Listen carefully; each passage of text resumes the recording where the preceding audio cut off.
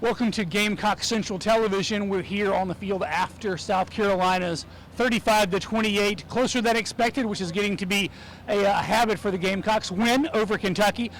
I'm with Avery Wilks of Gamecock Central. Overall thoughts coming off of this victory, which it still was a victory. Well, that's the main thing, is that it was a W. It's going to go down as a W in the future. But looking back, it kind of seemed like the Vanderbilt game never ended. You come back to Williams-Brice and you basically have a rerun of Vanderbilt. The offense, you got to be happy with what they could do. Just about every single drive that they had ended in some sort of scoring play. I think there was one punt all game. When they did get the ball, when the special teams could get them the ball, they did very well with it. But the defense is still going to be looking for that solution to how do we play with the lead. Jimmy Legree talked this week about they still haven't figured it out. They don't know what's wrong, and obviously they haven't found a solution yet.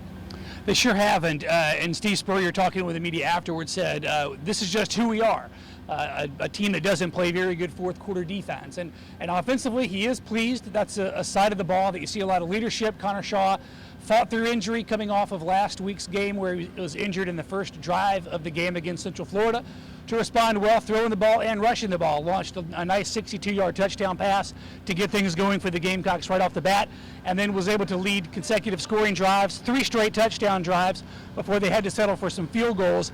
And then it became repeat, like you said, of that Vanderbilt game in Central Florida, where they moved the ball a lot, didn't score touchdowns, and because of some miscues on defense and special teams, the other team was able to come back. Speaking of that, what was the feeling in the Kentucky locker room after this game in which they sort of gave South Carolina a run for their money late again? Well, the feeling in the Kentucky locker room was one of optimism. They came in 1-3.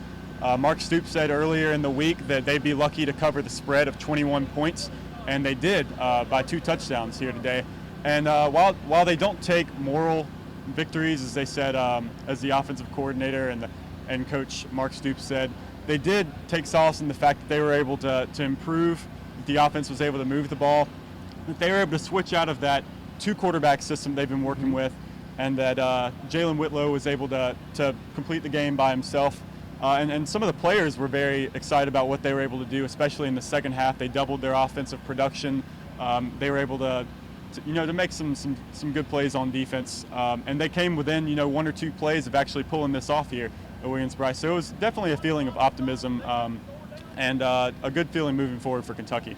Yeah, and I think a good feeling moving forward for South Carolina as well from a Connor Shaw perspective. If nothing else, Mike Davis was able to just get over the 100-yard mark there at on the last drive of the game that they had to do again to salt the game away to retain possession.